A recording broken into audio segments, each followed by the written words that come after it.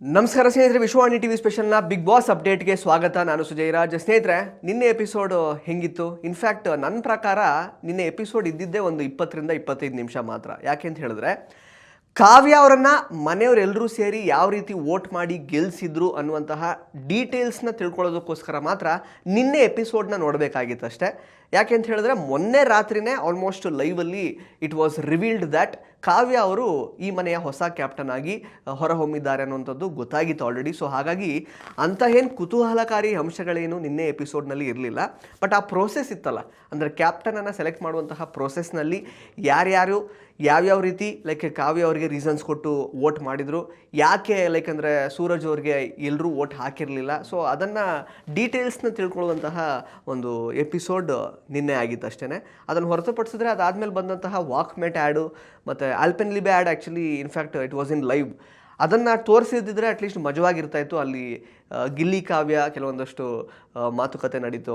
ಕಾವ್ಯ ಅವರೇನೋ ಆಲ್ಪೆನ್ಲಿಬೆ ಕೊಡ್ದೇನೆ sweet ಕೊಡ್ದೇನೆ ಬೇರೇನೋ ಕಹಿಯಾದಂತಹ chocolate ಕೊಟ್ಟಿದ್ರು. ಅಲ್ಲೊಂದು ಸ್ವಲ್ಪ ಕಾನ್ವರ್ಸೇಷನ್ಸ್ ಆಗಿತ್ತು. ಮತ್ತು ಮಾಳು ಅವರು ಗಿಲ್ಲಿ ಅವ್ರಿಗೆ ಏನೋ ಒಂದು ಕಾನ್ವರ್ಸೇಷನ್ ಆಗಿತ್ತು. ಸೊ ಅಲ್ಲೆಲ್ಲ ಇಟ್ ವಾಸ್ ವೆರಿ ಫನಿ ಮತ್ತು ತುಂಬ ಇಂಟ್ರೆಸ್ಟಿಂಗ್ ಆಗಿತ್ತು ಹೇಳೋಕ್ಕೆ ಹೋದರೆ ಲೈವಲ್ಲಿ.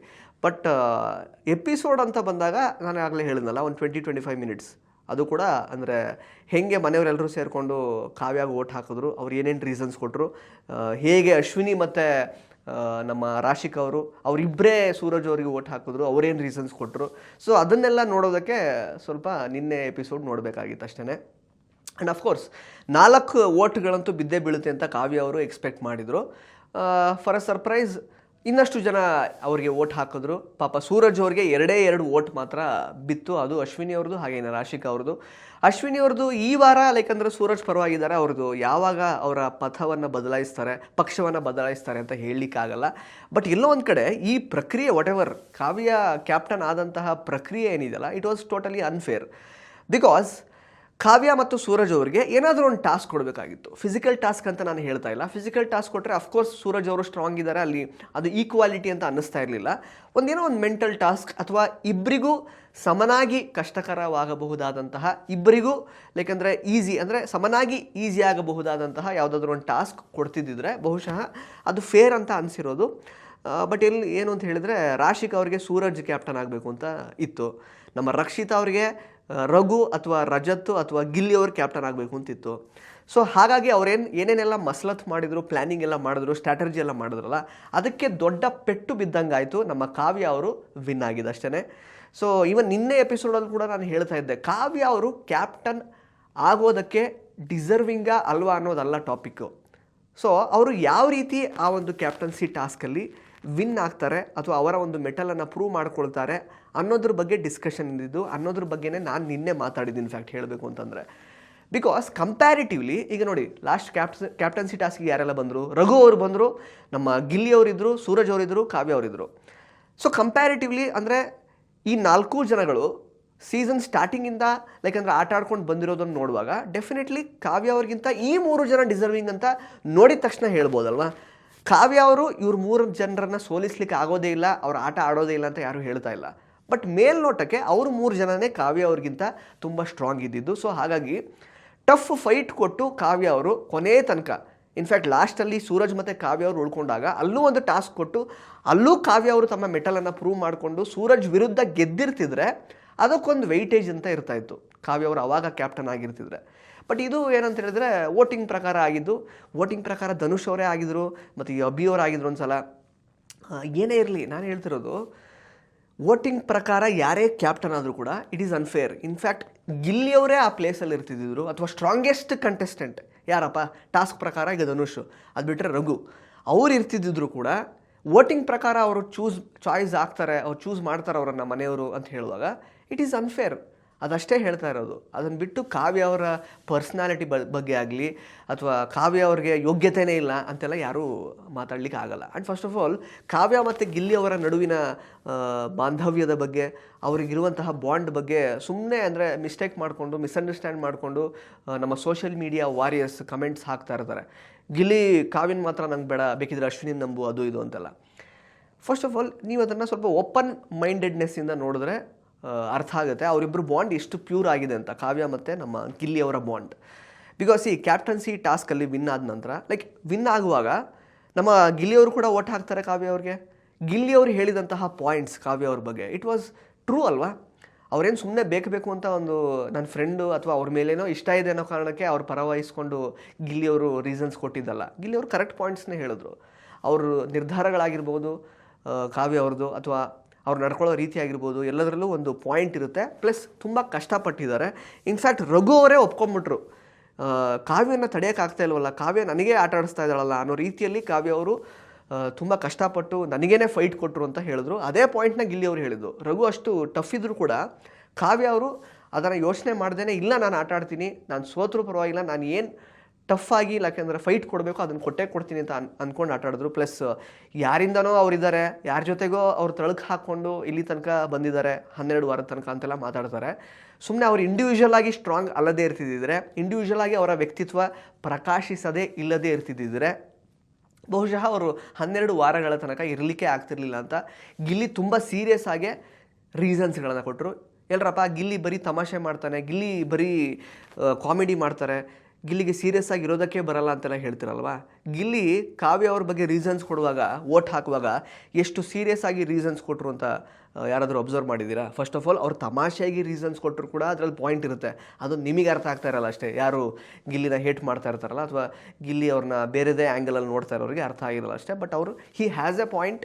ಅವ್ರು ಯಾವುದೇ ರೀತಿ ಅದನ್ನು ಹೇಳಿದ್ರು ಕೂಡ ಅವ್ರು ಹೇಳಿದ್ರಲ್ಲಿ ಪಾಯಿಂಟ್ ಇದ್ದೇ ಇರುತ್ತೆ. ಆ್ಯಂಡ್ ಈ ಕಡೆ ನಮ್ಮ ರಾಶಿಕಾ ಅವರು ಕಾಮಿಡಿ ಅನ್ಸಿದ್ದು ಅದೇ ನನಗೆ. ಸೂರಜ್ ಅವ್ರಿಗೆ ವೋಟ್ ಹಾಕುವಾಗ ಏನು ಹೇಳಿದ್ರು, ಉಸ್ತುವಾರಿ ವಿಷಯದಲ್ಲಾಗಿರಬಹುದು ಅಥವಾ ಡಿಸಿಷನ್ ಮೇಕಿಂಗ್ ವಿಚಾರದಲ್ಲಾಗಿರ್ಬೋದು, ಸೂರಜ್ ಎಲ್ಲದರಲ್ಲೂ ಅಂದರೆ ತುಂಬ ಚೆನ್ನಾಗಿ ಮಾಡ್ತಾರೆ ಅನ್ನುವಂತಹ ನಂಬಿಕೆ ಇದೆ ಅಂತ. ನಿಮ್ಮ ಸ್ನೇಹಿತರೆ ಅಲ್ವೇ ರಾಶಿಕಾ ಅವರೇ ಸೂರಜ್ ಅವರು? ನೀವು ಯಾಕೆ ಇದನ್ನೆಲ್ಲ ಅವರಿಂದ ಕಲ್ತಿಲ್ಲ?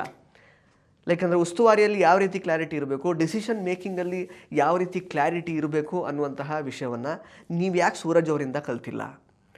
ನೀವೇ ಅಕಸ್ಮಾತ್ ಚೆನ್ನಾಗಿ ಇದನ್ನೆಲ್ಲ ಮಾಡಿರ್ತಿದ್ರೆ, ನಿಮಗೆ ಅವಕಾಶ ಸಿಕ್ಕಿತ್ತು, ಕ್ಯಾಪ್ಟನ್ ಆಗಿದ್ರೆ, ನೀವು ತುಂಬ ಚೆನ್ನಾಗಿ ಉಸ್ತುವಾರಿಯನ್ನು ನೀವು ಮಾಡಿರ್ತಿದ್ರೆ ಬಹುಶಃ ಉತ್ತಮ ನಿಮಗೆ ಬಂದಿರ್ತಾಯಿತ್ತು.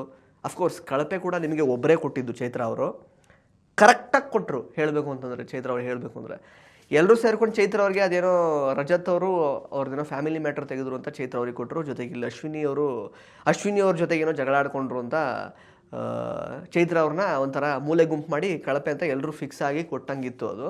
ಬಟ್ ಚೈತ್ರ ಮಾತ್ರ ಕರೆಕ್ಟಾಗಿ ಹೇಳಿದ್ರು ರಾಶಿಕಾ ಅವರಿಗೆ, ಉಸ್ತುವಾರಿ ನೀವು ಇಡೀ ವಾರ ಯಾವ ರೀತಿ ಮಾಡಿದ್ರಿ, ನಿಮ್ಮ ಡಿಸಿಷನ್ ಮೇಕಿಂಗ್ ಸ್ಕಿಲ್ಸ್ ಯಾವ ರೀತಿ ಇತ್ತು, ಇಷ್ಟು ಕಳಪೆ ಆಗಿತ್ತು ಅಂತ ನಾವು ನೋಡಿದ್ದೀವಿ ಅಂತ ಅಂದ್ಕೊಂಡು ಅದನ್ನು ಕರೆಕ್ಟ್ ರೀಸನ್ ಕೊಟ್ಟು ಇನ್ಫ್ಯಾಕ್ಟ್ ಕಳಪೆನ ರಾಶಿಕಾ ಕೊಟ್ಟರು.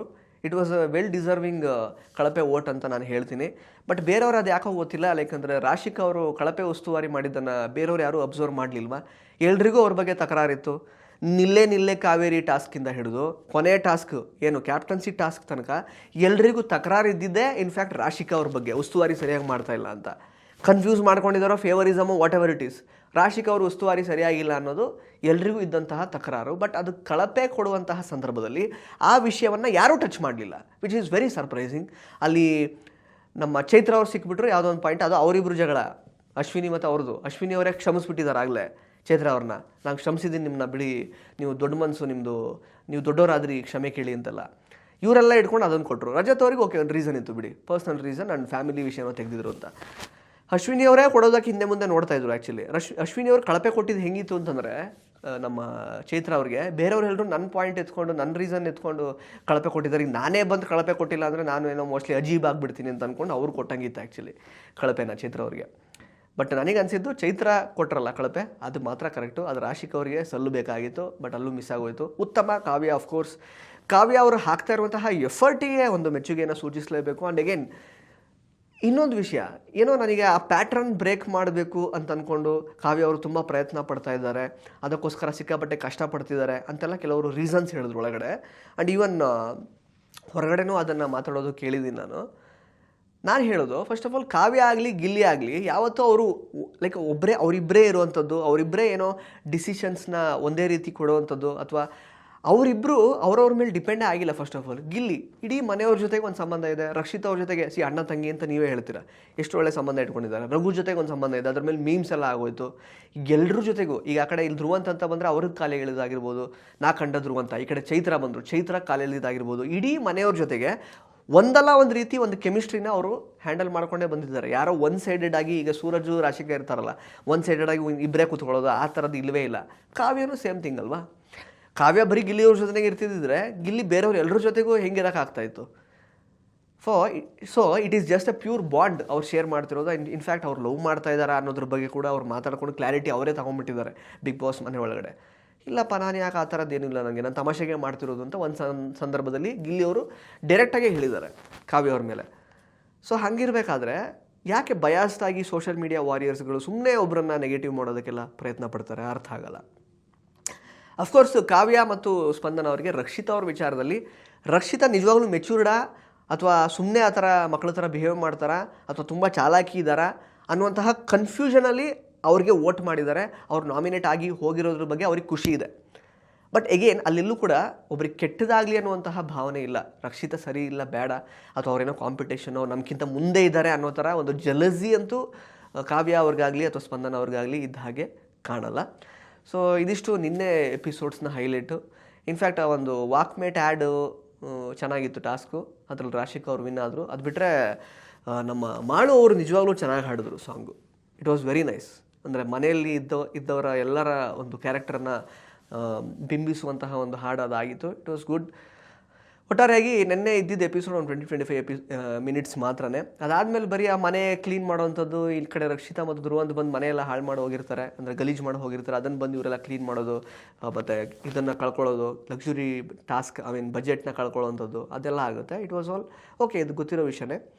ಬಟ್ ಕಾವ್ಯ ಅವರು ಕ್ಯಾಪ್ಟನ್ ಆಗಿದ್ದು ಮಾತ್ರ ನಿನ್ನೆ ಎಪಿಸೋಡ್ನ ಹೈಲೈಟು. ಈಗ ಸದ್ಯಕ್ಕೆ ರಾಶಿಕಾ, ಸೂರಜ್ ಮತ್ತು ಅಶ್ವಿನಿ ಒಂದಾಗ್ಬಿಟ್ಟಿದ್ದಾರೆ. ರಾಶಿಕಾ ಅವರು ಅದು ಹೆಂಗೆ ತಡ್ಕೊಂಡಿದ್ದಾರೋ ಗೊತ್ತಿಲ್ಲ, ಕಾವ್ಯ ಅವರು ಕ್ಯಾಪ್ಟನ್ ಆಗಿರೋದ್ರನ್ನ. ತುಂಬ ಕಷ್ಟ ಆಗ್ತಾ ಇರ್ಬೋದು ಅವ್ರಿಗೆ. ಅವ್ರ ಕಷ್ಟ ನಮಗೂ ನೋಡೋದರ ಅದು ನಮಗೂ ಅರ್ಥ ಆಗ್ತಾ ಇದೆ. ಬಿಕಾಸ್ ಅವರು ಸಿಕ್ಕಾಪಟ್ಟೆ ಉಸ್ತುವಾರಿಯಲ್ಲಿ ಬೇರೆ ಬೇರೆ ರೀತಿ ಬೆಳವಣಿಗೆಯನ್ನು ಮಾಡಿ ಏನೇನೋ ಟ್ರೈ ಮಾಡಿದ್ರು, ಆಗಲಿಲ್ಲ ಸೂರಜ್ ಅವ್ರನ್ನ ವಿನ್ ಮಾಡಿಸೋದಕ್ಕೆ. ಒಂದು ರೀತಿ ಮುಖಭಂಗ ಅಂತೂ ಡೆಫಿನೆಟ್ಲಿ ರಾಶಿಕಾ ಅವ್ರಿಗೆ ಆಗಿದೆ. ಈ ಕಡೆ ರಕ್ಷಿತಾ ಅವರಿಗೆ ಇಷ್ಟ ಆಗಿಲ್ಲ. ಅಂದರೆ ರಕ್ಷಿತಾ ಅವರಿಗೆ ಒಂದು ಕೋಲ್ಡ್ ವಾರ್ ಇದ್ದೇ ಇದೆ ಅಲ್ವಾ ಕಾವ್ಯ ಮತ್ತು ಸ್ಪಂದನ ಅವ್ರನ್ನ ಕಂಡ್ರೆ. ಸೊ ಹಾಗಾಗಿ ಕಾವ್ಯ ವಿನ್ ಆಗಿದ್ದು ಇಷ್ಟ ಇಲ್ಲ. ಅಂದರೆ ಒಂದೇನಂದರೆ ಇಲ್ಲಿ ಪಾಯಿಂಟ್ ಅರ್ಥ ಮಾಡ್ಕೋಬೇಕಾಗಿರೋದು, ಒಬ್ರಿಗೆ ಕೆಟ್ಟದಾಗಲಿ ಅಂತ ಏನೋ ಒಂದು ಪ್ಲ್ಯಾನಿಂಗು ಸ್ಟ್ರಾಟಜಿ ಎಲ್ಲ ಮಾಡಿದ್ರೆ ಅದು ವಾಪಸ್ ನಮಗೆ ತಿರುಗಿಕೊಂಡು ಬರುತ್ತೆ ಅನ್ನೋದು ಮಾತ್ರ ಈ ವಾರದಲ್ಲಿ ಅರ್ಥ ಆಗಿದ್ದು. ಗಿಲ್ಲಿ ಕಾವ್ಯ ಆಗಲೇಬಾರ್ದು ಕ್ಯಾಪ್ಟನ್ ಅಂತ ಅಂದ್ಕೊಂಡಿದ್ದಂತಹ ನಮ್ಮ ರಕ್ಷಿತಾ ಅವ್ರಿಗೆ ಏನೆಲ್ಲ ಸ್ಟ್ರಾಟಜಿ ಮಾಡಿದ್ರು ಅವ್ರಿಗೂ ವಾಪಸ್ ತಿರುಗುಮಾಣವಾಗಿ ಕರ್ಮ ರಿಟರ್ನ್ಸ್ ಥರ ಅವ್ರಿಗೇನೆ ಅದು ಅವರೇ ಕಾವ್ಯನೇ ಕ್ಯಾಪ್ಟನ್ ಆಗೋ ಥರ ಆಯಿತು. ಈ ಕಡೆ ರಾಶಿಕಾ ಅವ್ರು ಸೂರಜ್ಜಿಗೆ ಹೆಲ್ಪ್ ಮಾಡಬೇಕು ಅಂತ ಸಾಕಷ್ಟು ಫೇವರಿಸಮ್ ಮಾಡಿದ್ದು, ಅವ್ರಿಗೂ ತಡ್ಕೊಳ್ಳೋಕ್ಕಾಗದೇ ಇರುವಂತಹ ಒಂದು ಸಿಚುವೇಶನ್ ಬಂತು, ಅದು ಕಾವ್ಯ ಕ್ಯಾಪ್ಟನ್ ಆಗಿದ್ದು. ಸೊ ಒಟ್ಟಾರೆಯಾಗಿ ನಿನ್ನೆ ಎಪಿಸೋಡ್ನ ಹೈಲೈಟ್ಸ್ ಇಷ್ಟ ಆಗಿತ್ತು. ಇವತ್ತು ಕಿಚನ ಪಂಚಾಯಿತಿ ಆಗ್ತಾಯಿದೆ. ರಕ್ಷಿತಾ ಮತ್ತು ನಮ್ಮ ಇವರು ಧ್ರುವಂತ್ ಅವರು ಬಹುಶಃ ಸೀಕ್ರೆಟ್ ರೂಮಿಂದ ವಾಪಸ್ ಬಂದಿದ್ದಾರೆ ಅಂತ ಅನಿಸುತ್ತೆ, ಬರ್ತಾರೆ ಅಂತ ಅನಿಸುತ್ತೆ ಇವತ್ತಿನ ಎಪಿಸೋಡಲ್ಲಿ. ನೋಡೋಣ ಆವಾಗ ರಿಯಾಕ್ಷನ್ಸ್ ಯಾವ ರೀತಿ ಇರ್ಬೋದು ಅಂತ. ಆ್ಯಂಡ್ ಯಾವುದೆಲ್ಲ ವಿಚಾರಗಳಿಗೆ ಕಿಚ್ಚ ಸುದೀಪ್ ಅವರು ಕ್ಲಾಸ್ ತಗೊಳ್ಬೇಕು ಇವತ್ತಿನ ಎಪಿಸೋಡ್ನಲ್ಲಿ ದಯವಿಟ್ಟು ಅದ್ರ ಬಗ್ಗೆ ಕೂಡ ಕಮೆಂಟ್ ಬಾಕ್ಸಲ್ಲಿ ಕಮೆಂಟ್ ಮಾಡಿ ತಿಳಿಸಿ. ಧನ್ಯವಾದ. ಇಂಟ್ರೆಸ್ಟಿಂಗ್ ಮತ್ತು ಇನ್ಫಾರ್ಮೇಟಿವ್ ವಿಡಿಯೋಗಳನ್ನು ಮಿಸ್ ಮಾಡ್ಕೋಬೇಡಿ. ಈಗಲೇ ಸಬ್ಸ್ಕ್ರೈಬ್ ಮಾಡಿ.